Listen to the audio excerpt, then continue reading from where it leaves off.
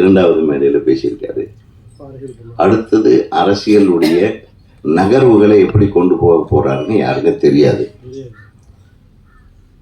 அதுக்குள்ள அவரை கட்டம் கட்டி அப்படி இப்படி இவங்க நகர்த்துறாங்க வெளியிட்டு. எதுக்கு?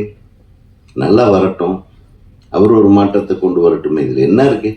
யார் வேணாலும் அரசால வரலாம், யார் வேணாலும் சினிமாவுக்கு வரலாம். எங்களுக்கு சினிமாவும் அரசியலும் ஒன்று தான். கரெக்டா? பேரறிஞர் அண்ணா திரைப்படத்துக்கு வசனம் எழுதியார்.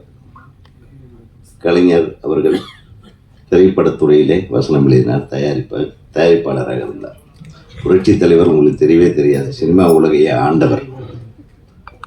புரட்சி தலைவி அம்மா அவர்கள் சினிமா.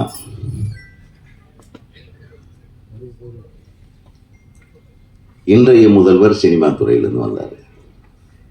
இன்றைய துணை முதல்வர் சினிமா துறையில் இருக்கார்.